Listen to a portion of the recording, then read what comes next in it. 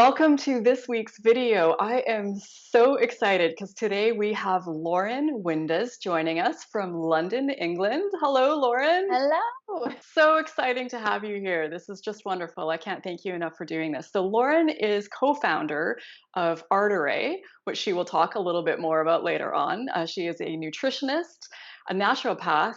And what's really exciting about having Lauren here today to share her ME CFS story is that she has fully recovered from this illness. So it's such a great opportunity to have you here and to hear a bit about your journey, of course, some of the things that have worked for you. And as always, I always want to let you know that I am not a healthcare professional. So certainly nothing of what I share should be considered professional advice. I'm always just sharing my own experience. We're very fortunate to have Lauren, who is a healthcare professional. However, she also is not currently your healthcare professional. So always, do your own further research, talk to your trusted healthcare professionals before deciding if anything that we talk about here today might be right for you. So, Lauren, I imagine the best place to start is just if you wouldn't mind giving us just a brief rundown of what happened. How did you get sick? Was there some trigger that you can associate with what happened? How long you dealt with this, the degrees of severity, and so on? We'd just love to hear a bit about your story. Yeah, no, absolutely. So for me, my journey all kind of began roughly about 8 years ago now. So this was back in 2012. And at the time, I was studying English literature at university. And I just became really unwell. And I remember just catching some kind of viral infection. And weirdly, it was one of the worst kind of flus that I'd ever experienced. This was really severe, and I was particularly unwell with it for 2 to 3 weeks. It just felt horrific. And at the time, I was sent home, funnily enough, by a doctor. I went to see the doctor after a couple of weeks' time. They gave me antibiotics, funnily enough, for a viral infection, which obviously doesn't treat viruses. I took antibiotics for a 2-week course and was sent home back to Yorkshire just to recover and rest for about 3 weeks' time. And so I took that time out of university, and I remember just, trying to kind of get rid of the symptoms of the flu and just recover naturally. And whilst I got rid of some of those, immediate onset flu symptoms, I thought I was better. And so I went back to university and went back to my lectures. And just funnily enough, from that point, from having that infection, I just never felt quite right. And so from that period, I was going to lectures just feeling chronically tired. But worse, my worst symptom was a really severe fatigue, brain fog, sorry. So Mm. almost just feeling, I would literally rock up to lectures feeling hungover. I would be like looking at the screen, the lecture slides, or trying to look at my notes, and I couldn't make sense of what was in front of me. I was almost kind of fumbling through sentences, couldn't string a sentence together because my memory was just cloudy and foggy. And it almost felt like I was just drunk or hungover or walking in a dream. That's Mhm. the best way I can describe it. And on top of that, I mean, I'd always had digestive issues previous to this. So I'd had IBS from, I guess, kind of my mid-teens. And at this age, I was 19, and those got a lot worse. And then I started to experience a lot of, muscle aches and pains as well, in addition. So I was getting all of these symptoms thrown up. And having gone to a lot of doctors, they did a lot of the standard blood tests and routine blood tests, and everything just came back normal. And so I suppose, what do you do when the doctors are kind of shrugging their shoulders at you? I pressed on and pressed on, but I didn't find any of the answers that I needed. And it wasn't actually until a couple of years down the line of speaking to so many different doctors that they actually mentioned the word ME to me. So I was kind of left with no answers, in short, really. And so that's because my mum's always had a real interest in nutrition and health. She was obviously really worried, and she shed light on an alternative approach. And that's when I discovered a lot in terms of, working with other alternative health professionals. So from nutritional therapists to naturopaths. And that's kind of what started my journey in terms of alternative and holistic health, and really looking at the root of my problems and what was actually causing them, and how I could recover my health back naturally. Hearing your story, I'm just trying to picture what it would be like going to university and having to write papers and take exams. I Yeah. was fortunate that I could take time off work and go on a disability leave and just, be sick. But yeah, I really can't imagine what Mm. it's like facing that, one, so young, and then two, while dealing with the demands of university. But yeah, I think it's one of those times in your life where, all you want to do is go out and party and have fun. Yeah. And, I was struggling day to day with these symptoms. I just didn't know what the heck was wrong with me. And I think that was the most unsettling part, because I just didn't know what it was. And when doctors don't know what's wrong, it's a really unsettling experience, and you think that you have to live this way forever. And I was just like, I don't want this to be my life. Mhm. I have to find something to really get me on the straight and narrow and get my life back. Yeah, no, that's really great. It's really commendable, especially at such a young age, to have that focus and that drive and to just really take charge of things and get your life back. Because as we've seen, unfortunately, this can go on for decades. Yeah, If, yeah. absolutely. It's horrendous, and I think a lot needs to be done. And it's great to see people like yourself, creating the content that you're creating, because this is such a serious issue that there's just no awareness, and there really needs to be a lot more Mhm. understanding and a lot more professional understanding from the medical community. So, in terms of your recovery, was there a turning point where you saw, I think I'm coming out of this? Did you do it mostly on your own, or was there some program you followed? How long did it take? I'm just Yeah. curious to know just generally what that whole process looked like for you. Yeah. So for me, I mean, it started when I actually found a naturopath in New Zealand, and at the time I didn't know what a naturopath was, what a naturopath did. It was all so new to me. But essentially, he had written a book on chronic fatigue and looking at things from kind of a root cause perspective. Mhm. And what we did was we did functional testing. So I did a stool test, which was where they basically send off a bit of sample of your poo to a lab, and they analyze your microbiome, which is that collective community of microorganisms that live within your digestive tract.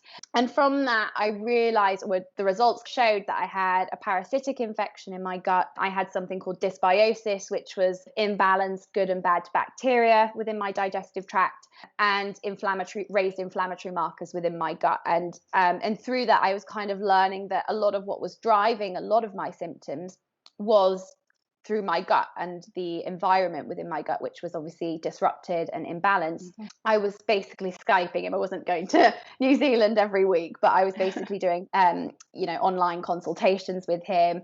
And through that, I took out a lot of foods from my diet. At this point, I was kind of removing sugar and yeast and doing things that were kind of anti-parasitic in nature to kind of tackle the parasites. So taking like herbal supplements such as Mhm. wormwood and oil of oregano, and just gradually kind of working on my gut from a dietary perspective, but also through a Mm. supplement plan as well. And so, yeah, so I'd say that was the first thing I explored, was looking at my gut health. And then through that process, I started to see a huge benefit in terms of the fatigue. The fatigue was, kind of, it's still, I guess, a bit topsy turvy, as is with most people's journeys, up and down, but it did significantly help. And through that, I discovered probiotics, and Mhm. probiotics was something that hugely benefited me. Interestingly, not so much with the IBS, but more with the brain fog. And obviously, we're now learning about this huge link between our gut and our brains, and how our gut and brain are connected. And so it was no surprise that when I took these probiotics, it Mm. actually really benefited the brain fog, which probably to this day was one of the worst symptoms for me with my ME. So having those probiotics that I discovered, it took me a long time to kind of find the right one, but the one I found really, really massively improved that. So, thank you for sharing that, by the way. It's very interesting to hear. You spoke a little bit about diet, and I'd love to hear more, of course, about Yeah. all the things that have recovered or all the things that have contributed to your recovery, but everyone always wants to know about diet. Let's just start there because we know Yeah. people are going to want to know that. So, Yeah. and of course, diet is individual, or at least a lot of us find that it is. So, what works for one person won't work for everybody. But I'm Yeah. always curious to know, and I suspect other people are as well, like what has worked for you? Yeah, I agree with you. I think there's no one size fits all, because we're all so different. We've all got entirely different microbiomes, and gut bacteria, which are going to respond to different types of foods. And obviously, we have different sensitivities. But along my journey, I was actually a pescatarian for about 18 years of my life before I was unwell. Okay. And so, interestingly, when I started my journey, I ended up going very low carb. It was a very strict protocol, which, and to be honest, it did kind of wreck my relationship with food. And I did it because I was so poorly. And, some symptoms kind of alleviated as I went through with it. But it wasn't the sole answer. And then through more kind of testing I did, I ended up eliminating gluten and dairy, which, kind of common culprits for people with food sensitivity. I could definitely relate food to my symptoms, which, to be honest, now I've slowly tried to introduce it back because I am a big foodie, and I'm a huge advocate of having a positive relationship with food because, along the way, I mean, I had to do what I had to do to get where I am today. I probably would say don't necessarily define my diet now. I've kind of introduced meat back. I don't eat a lot of red meat. I probably kind of base my diet on a lot of fish, a bit of lean protein like chicken, for example, things like eggs, a minimal amount of dairy. So I don't eat huge amounts of dairy really anymore, but Mhm. I've introduced that back just to have that, I guess that bit more variety. And then kind of easy to digest grains as well, like sourdough, for example, or, Mm-hmm. barley or rye and those kinds of things, and oats. So I'd say my diet now is more inclusive than it's ever been. But I would say I had to kind of go through those elimination phases as part of my recovery protocol. But one thing I would say in terms of diet, just generally speaking, for those with ME and chronic fatigue, is low GI. I'd say cutting out refined carbs, processed Mm-hmm. carbohydrates, and added sugars, and things like alcohol as well, I would say, are non-negotiables, and caffeine, when you are kind of in the crux of the illness. Yeah, I've definitely found the same. Everything you say resonates. I mean, my journey hasn't been exactly like yours, but Yeah, same sort of thing where I had to get very strict. But then I yeah. think also, I mean, it needs to be sustainable. And like you said, you need Oh, to have a fun and relaxed approach to life and relationship with food, with so many of us don't, yeah, you know. And if so we want to right. be able to keep things up long term, it has to be, it has to be doable. So now I stick probably about 95% to my diet, and then the other 5% I do whatever I want with, whether that's, ice cream or pizza or a big steak or whatever it is, and I don't Yeah, stress. I don't stress over it. good. So it sounds like clearly diet has been a big part of your journey. Yeah. What are some of the other key players you would say have contributed to your health? I do a lot of kind of lymphatic stuff as well, things like dry skin brushing, which has been like a key thing for me to kind of get lymphatic drainage going, and hot baths as well, for kind of sweating out any toxins. Another key player is, or a really big player to be fair, is stress and healing the mindset. And it took me a while to get to grips with how, mindset can be a tool for recovery, because, and I think a lot of people going through ME suffer with the same thought process. They think, well, it's a physical illness. Mhm. Why am I actually having to explore my mindset? Because it's a physical condition. And whilst it is physical in nature, we know that because it affects the nervous system, and we're looking at nervous system health, our mindset can really influence our ability to recover. And now I've learned along the way, there's a lot of research that lends to that, and it's an absolute mouthful, but it's called psychoneuroendoimmunology, and it's basically the study of our psychology, so our thoughts, our nervous system, our endocrine system, so our hormones, and our immune system. And if you can think a positive thought, you can actually have a positive result on your blood pressure, your stress response, your immune system. And there is science that now backs this up. So it lends Mhm. evidence to the fact that if we have issues with chronic fatigue and ME, if we can think positively and actually, get into a positive mindset around our recovery. So for me, I'd say definitely kind of dealing with the thought loops and the negative thought loops that we have Mhm. surrounding our illness and surrounding our symptoms, but also, managing stress just in general, and just trying to make sure that you take that time out. I make self-care a really kind of key part of my routine now. Just taking that time out to really ground myself and come into my body and then out of my own head is like a really key thing. So I'd say definitely tackling the mindset and stress has been a big one. It's crazy how effective this is, isn't it? I've Yeah. definitely also found the same thing. I'm just agreeing with everything you say, but it all resonates, a Yeah. 1000%. And I think people think, or at least I've thought that dealing with mindset, dealing with stress, dealing with happiness, I think a lot of us think of it as a luxury. It's something Yeah. that can come later once I've dealt with everything else. Yeah. And I think also, I know that I used to think of it as something more like I just had to flick a switch and change the way I thought, or be happier, or be less stressed. And over the years, I've come to appreciate that it isn't that. And it isn't about strength of mind or strength of character. It's about skills, it's about habits, it's about support. Like there are things that you can build into your life that foster happiness, reduce stress, and that we do have so much more control over this one than we realize. Yeah. And then two, again, just how incredibly important it is for healing. And so many people contact me, and they want to know what worked for me, and I'll mention this, and I Yeah. can't help feeling like they feel a bit disappointed in that answer. Like it just Yeah. doesn't sound You're like it so could right. possibly be part of the equation to getting better. Like Yeah. happiness is not going to fix me. Like tell me something Exactly. real. People think that stress is unavoidable, and whilst in Hmm. some cases it is, how you react to stress isn't. And I think that's the key. Absolutely. I have to start thinking of it, like picture a bottle of some toxic cleaner, or, because we think in my own recovery, things like, if I drank, a bunch of alcohol, I knew that was toxic for me. If I ate a bunch of Yeah. junk food, if I did Yeah. too much exercise, I knew that that was really hard on my body. But I never really thought about stress in terms of how much it was holding me back. And not only holding me back, but like setting me back. Stress could do more damage to me than virtually anything else probably that Yeah. exists. So yeah, I think it's That's really so important that you right. brought that up. Thank you for sharing that, because I think the more we talk about this, Yeah. maybe the more it will start to sink in with people. And like you Yeah. say, when we talk about the research and we see the science is backing it up, Yeah. it doesn't sound so, like, ooh, just be happy and you'll be better. But Exactly. One thing that really helped me is called neuro-linguistic programming, so mm, NLP.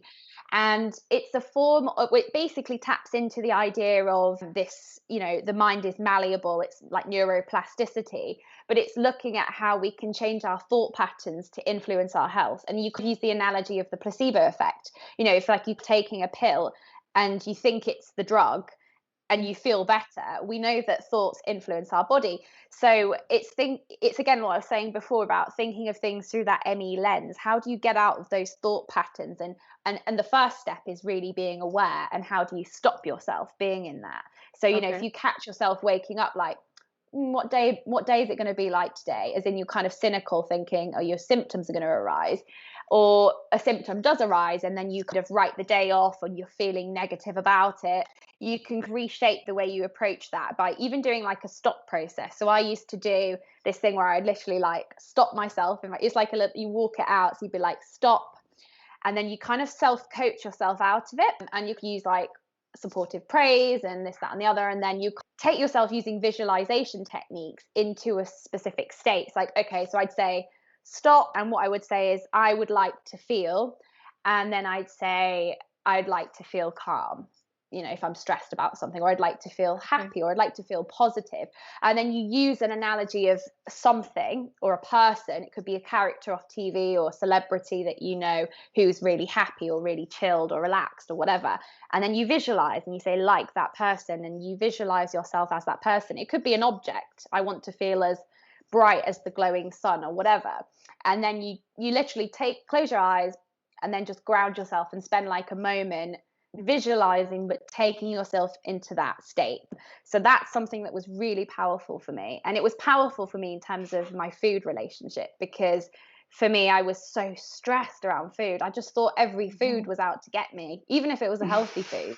Yeah. So and I was eating in a stressed out state. You could be eating Yeah. the perfect diet, which I was eating Yeah. so many vegetables and fruits and plants and everything was just, my bloating was out here, and I would just be like, why is it like this? Because I was miserable about food, and it was Mhm. almost controlling my life. And so I started to use those NLP practices to try and get into this positive mindset and be like, okay, this food is nourishing me, and in a calm, relaxed state. And as a result, that really helped in terms of my recovery. That is wonderful. I've been hearing, bits about NLP, but I don't know much about it myself. So thanks for taking the time to Yeah. explain that. So much of it rings home with things that I've been through. And I remember I got to a point where I was convinced that every single food was going to make me worse, except for maybe kale. but only if it was in season and only if it was organic.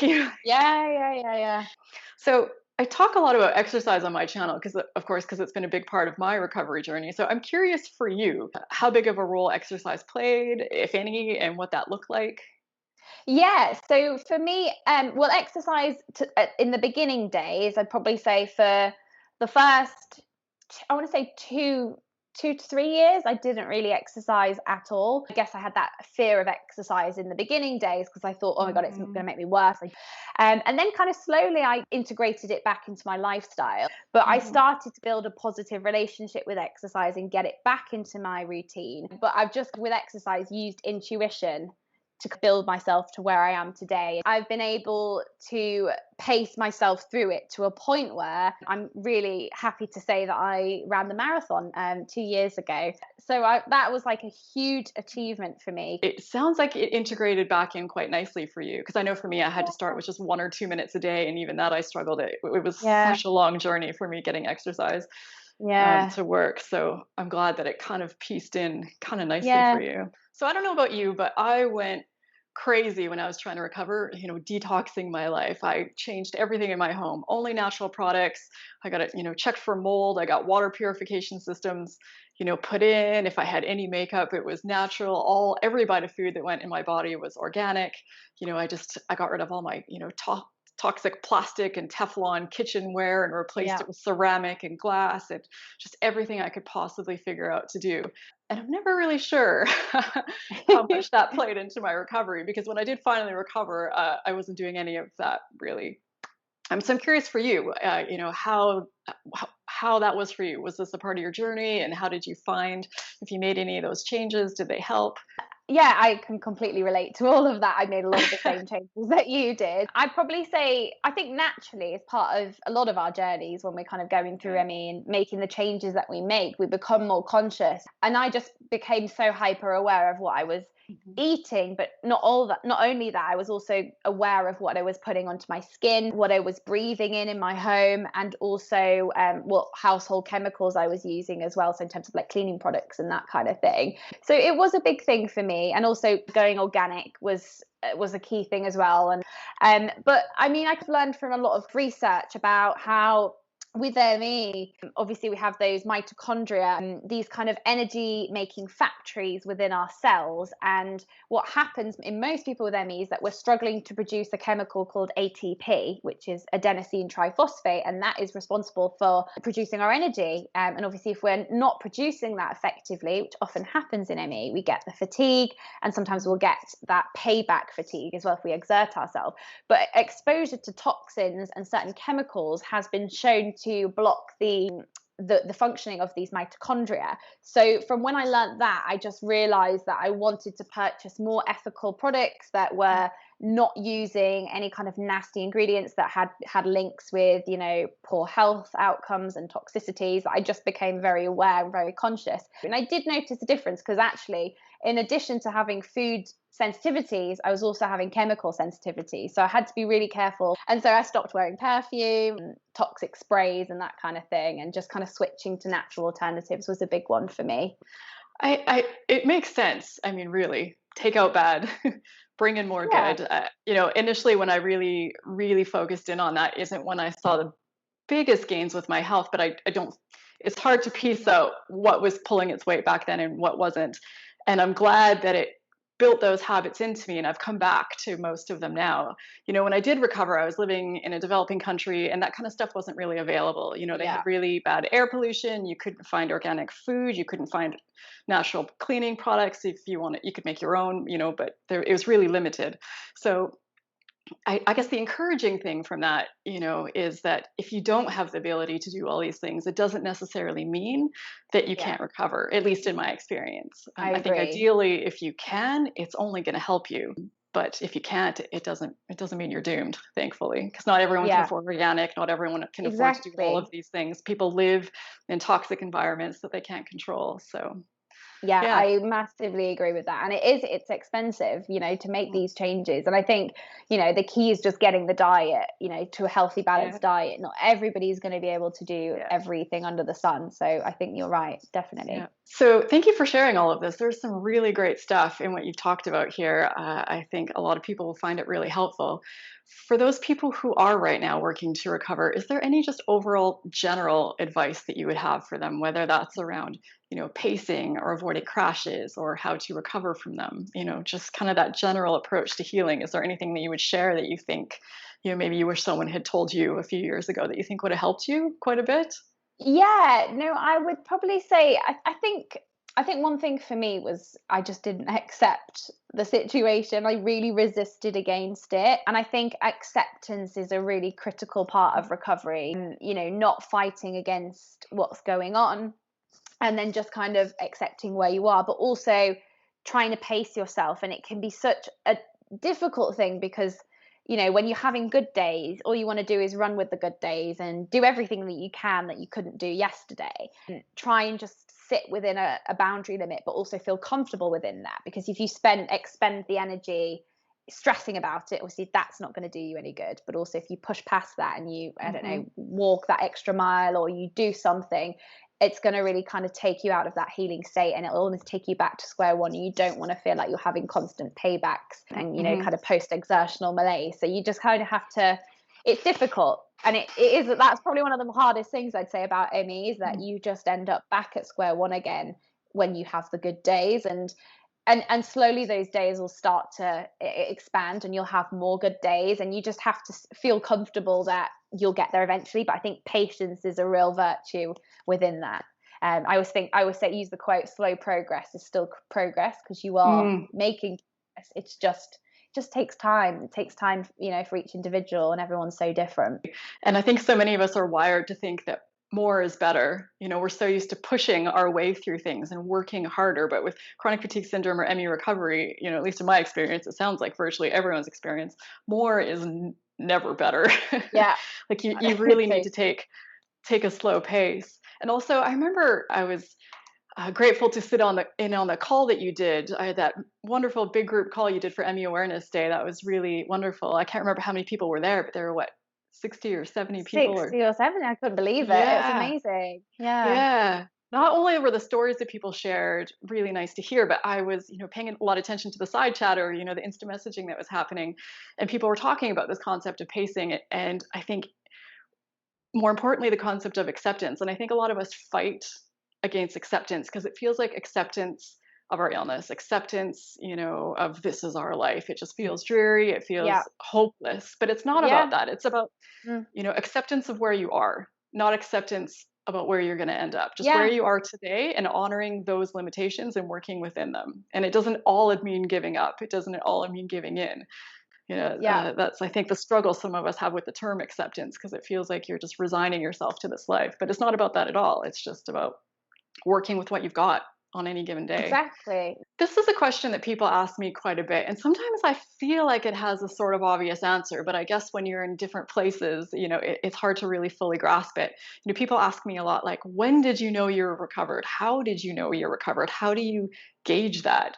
So I guess I would ask you that question because I know that people want to know the answer. How and when did you know that Yeah. you're recovered?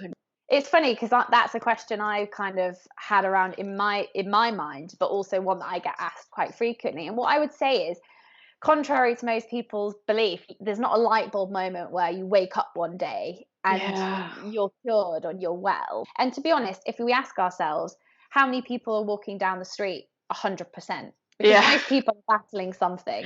But I think with Yeah. ME, we get so hyper aware of our symptoms, and Yes. even if it's the slightest niggle, because we're so fine tuned into all of the that throws up at ourselves with ME and Yeah. chronic fatigue, we get so hyper aware of that anything can almost, we edit out the rest of the day, and we almost kind of get into that negative thought loop again of, oh my God, it's the ME, it's this. You'll get to a stage where, and this is what happened to me, where your symptoms become so less and less that you start to live your life as a normal human being or a semi-normal human being. You start to kind of Yeah. plan things rather than thinking, if somebody said to me, oh, let's go on holiday or let's go traveling, I'm not thinking of it like, okay, will I be able to get my foods? Will I be able to have my, elimination diet, and will I be able to manage the exercise and the activity levels without feeling unwell and crashing, blah, blah, blah.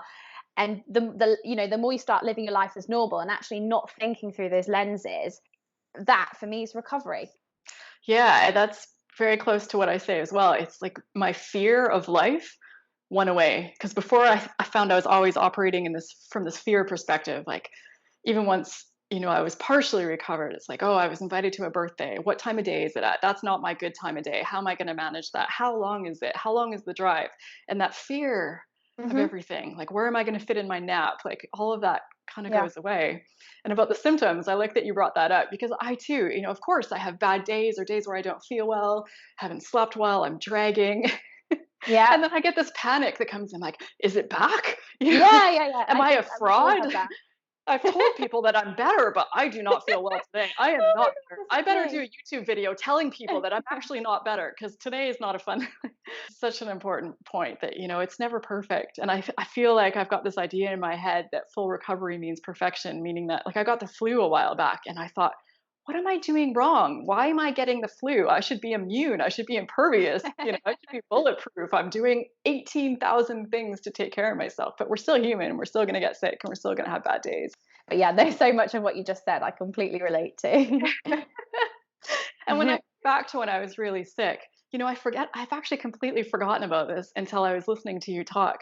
That I used to have this fantasy, and you lay around imagining once you're past this. And I really did picture it like a magical day. Like I was going to have this day where I celebrated. I'm Yeah. like, I am past this. I am Yeah. done. It is behind me. I did Like it. me. Let's throw a party. And I don't know how I thought it was just going to be a magical day that this happened and that I Yeah. finally knew, but I think I did, which leads kind of, you know, right into the last question I think would be a good one to wrap up with. And I think I know the answer, but I'd still love to hear it. How has this process all changed you? Has it changed who you are as a person, how you live your life? And I ask this because when these things happen to us, it really feels like punishment or something terrible. And in many ways it is. It's traumatic and horrible and stressful. But so many people seem to come out the other side of it a different person. So I'm curious what your experience has been with that. Like how do you Yeah. find that this has changed you? And I don't even ask anymore like, has this changed you? Because I know there's no way to come out of this unchanged. Yeah. I'd say, well, it's funny because I always think, who would I have been? And that's always the key Mm, question. Most people say, oh, who would I have been if I didn't get so poorly? yeah. Would I have kind of been a bit of a loose cannon? Obviously, it was at university at the time. I could have been a bit of a party animal. I don't know who whether would have been like that. I think for me, it's definitely made me more of an empath. Mm, I'm able to identify with other people's experiences a lot more because I think in a time where I felt so misunderstood, I feel like I have that perception of other people's pain and other people's suffering. So I feel like I can really identify and I have that empathy. And I mean, it's changed me for the better because I'm so grateful for, like, as much as it's a horrible and, like you say, traumatic illness to have, I'm just grateful of how far I've come and all of the lessons that I learned along the way. And I do always try to think, okay, but I've learned all of these amazing things about health and about my mindset and mental health and my body. And actually, had I not have had these lessons that I was almost forced into, I would have never have known about them. And I have learned so many life lessons. It enabled me to mature to a level that I've matured to, which maybe I never would have matured as much as I have in all of these years. It's developed a career for me. So obviously my nutritional therapy and naturopathy clinic and my business with my sister. I just feel so grateful. Like I just wake up every day and I think, God, look at where you were and look at mhm. what you're able to. And I'm running that marathon was like a key moment for me. I was just like, I did this. I can't believe I did that. So yeah, it's 100% changed me. It's impressive and amazing, and thank you for sharing all of that. And I wish, I wish I could have heard this when I was in my worst of times. I wish I could have known because obviously I've experienced lots of changes in my life as well. I certainly wouldn't want myself or anyone else to be grateful for suffering or anything bad happening. But I also just think it's so important to know that you really can come through this such a more, you know, I don't even want to say a more spectacular version of yourself, but just more fully you, just Yeah, the best yeah, possible versions of who you are. And that, how you mentioned about being a better empath. And I don't think I could have appreciated then either, oh, why would I want or need to understand other people's suffering? That that doesn't sound like fun. I don't want to take on their pain too. But I think it just gives you an ability to connect with people quicker. on a Absolutely. deeper, more meaningful level, which is a really amazing thing for just overall the rest of your life. Okay, so how can people find you if they want to reach you? How can they connect with you? Can you tell us a bit about Ardere? What is it that your company does? Yeah, no. So first of all, Ardere is a Latin translation of the word glow, and it's founded by myself and my sister Nicole. And our understanding of the word Ardere and glow is basically our interpretation of how you feel when you're healthy, when you're happy, and when you're well. So everything we do at Ardere, whether it's using one of our aromatherapy candles, with the essential oils in there, to kind of take that self-care time out for you within your day, or whether it's coming to see me within my nutrition clinic. So I see clients online and I work with those who suffer with ME, chronic fatigue, also those who've got kind of poor relationships with food and weight troubles.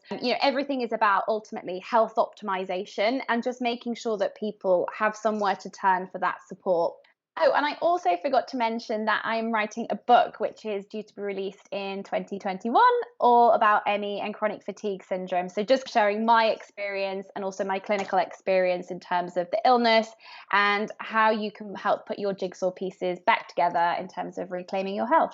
So yeah, you can find me on either ardere.com, which is www.ardere.com, and also laurenwindas.com as well. And all of this will be available in the video description, so you can find the links to Ardere. I'll put some of your social links for Instagram and different places that people connect. We'll have people coming at you from all directions. And to those of you watching, we'd love to hear your thoughts, your feedback, if any of this resonates, anything else that you'd like to add in. I think that's the reason that we do this, interviews, sharing people's stories, because our stories have so much power. And with such a poorly understood illness, we really need to work together, pool our resources, pool our experiences so that we can find our way out of this together, because there's still far, far too many people suffering with this illness, and we need to be there for each other and help each other out. And if you've enjoyed this video, if you think it had value, please share it. You can share it on Facebook, just share the link, or you can take a screenshot and share it on Instagram. Just tag myself and tag Lauren and let us know what you thought. And if you're not already friends with Lauren and myself on Instagram and other social places, please come find us. Connect, come say hello, because we'd love to meet you. We'd love to hear a bit about your story and see if there's some way that we can help you in your own recovery journey. So thank you, Lauren, so much for being here today. Oh, This is you're so welcome, wonderful. Raelan. Thank you so much for having me. It's been so lovely to chat to you, and just I can so relate to your story, and it's just so great to catch up. No, this is a great opportunity, and I really appreciate you taking the time. And I have more interviews coming up over the next few weeks. I'm very excited, including a few more full recovery stories. Yeah, so if you haven't already subscribed, this is a good time to do that. And you can click that little gray bell below the screen so you'll get notifications when the videos come out. And also, thank you for liking and commenting and just generally supporting what we're trying to do here. I know that I very much appreciate it. So that's all for today. Thank you, everyone who is watching. Thank you again to you, Lauren. Take care, and I will see you in the next video.